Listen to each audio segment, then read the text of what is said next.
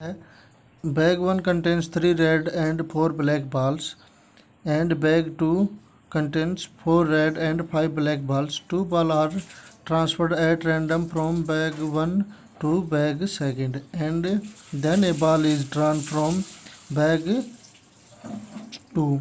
The ball so drawn is found to be red in color. Find the probability that the transferred ball were both black. इसमें पूछ रहा है कि हम इसमें दिया है 2 बैग है, उनमें एक बैग में 3 रेड बॉल है और 4 ब्लैक बॉल्स हैं, और सेकंड में 4 रेड बॉल है और 5 ब्लैक बॉल्स हैं, और उनमें से हमने बैग 1 से 2 बॉल बैग 2 में ट्रांसफ़र कर दी गई है। तो हम उनमें से एक बॉल निकालते हैं तो वह बॉल हमारे पास लाल निकलती है।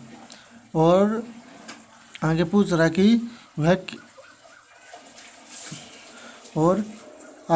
कि अगर हमने वे दोनों बॉल बैग 1 से ट्रांसफ़र बैग 2 में किए हैं कि वे दोनों बॉल ब्लैक हों, तो हम इसको यूजिंग बेज थ्योरम से रिलेटेड क्वेश्चन है, तो हम इसको सॉल्व करेंगे यूजिंग बेज थ्योरम। बैग ए में हमने 1 को ए मान लिया और बी मान लिया। बैग ए और बैग बी, बैग ए में 3 रेड बॉल हो गए और 4 ब्लैक बॉल हो गई, और बैग बी में 4 रेड और 5 ब्लैक बॉल हो गई। 2 बॉल ट्रांसफ़र कर दिया हमने। यह हमें बताना है कि हमें दोनों बॉल जो बॉल ट्रांसफ़र किए हैं दोनों ब्लैक हों, तो हमने उनमें से बैग 2 में से एक बॉल निकालनी है, और वह निकाली गई बॉल रेड हो। तो हमने क्या किया, इसको सोल्व करने के लिए पहले हमने माना ए क्या है, बॉल इज़ रेड। कंडीशन क्या होगी हमारी, बॉल वो क्या हो, रेड हो। E1 3 कंडीशन बना ली हमने, तो E1 क्या होगी हमारी, बोथ आर रेड।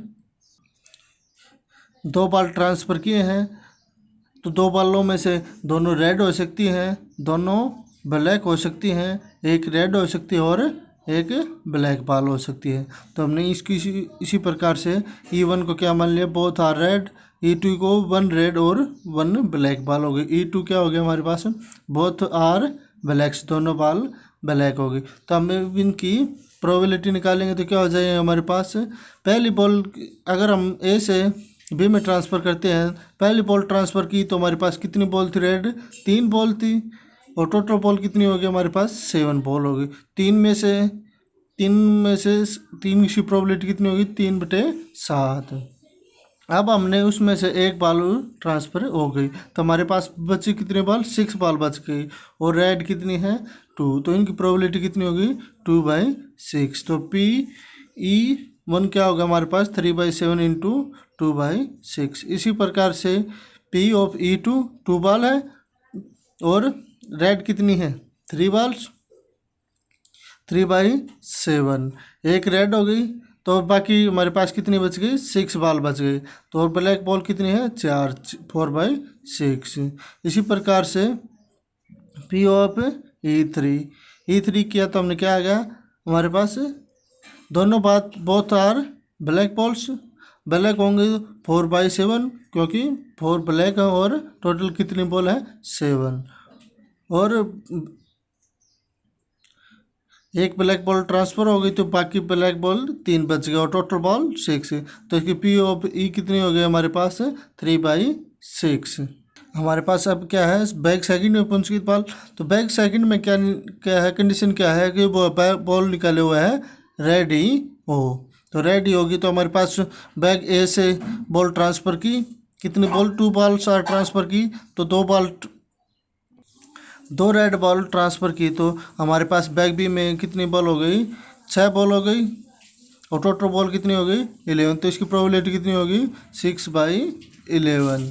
और इसी प्रकार से एक बॉल रेड और एक बॉल ब्लैक ट्रांसफ़र की, तो हमारे पास रेड बॉल कितनी हो गई 5, टोटल बॉल कितनी हो गई 11। तो कितनी हो गई हमारे रेड बॉल की प्रोबेबिलिटी 5/11। इसी प्रकार से P ऑफ E3 क्या हो जाएगा हमारे पास, क्यों दोनों बॉल क्या है हमारे पास, दोनों बॉल ब्लैक ट्रांसफ़र किए हैं, तो ब्लैक बॉल कितनी हो गई 7, रेड बॉल कितनी हो गई 4। तो हमें प्रोबेबिलिटी किसी जो बॉल निकाले वो रेड हो, तो क्या आ गया हमारे पास 4/11।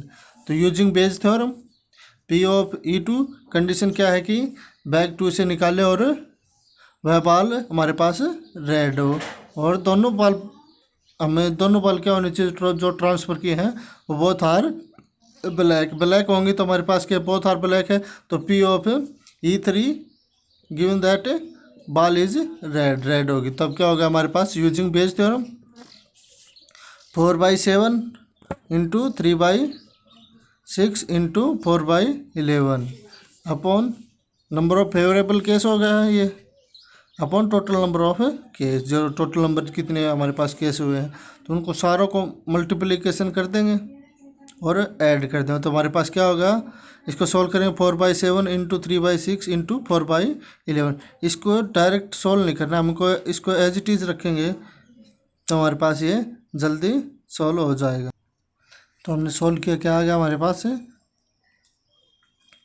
हो गया 4/7 इंटू 3/6 इंटू 4/11 इंटू, इसको डायरेक्ट सोल्व ना करके इसमें से कॉमन ले लिया हमने, क्या 3/4 हर एक में है उसको कॉमन लिया, और नीचे क्या हो गया एलसीएम 7, 6 और 11 हर एक में है तो उसको कॉमन ले लिया।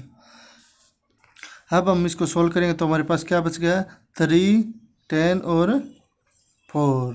तो इसको कैंसिल आउट कर देंगे तो हमारे पास क्या बच गया, ऊपर 4 बच गया और नीचे 17। तो हमारा आंसर क्या आ गया 4/17।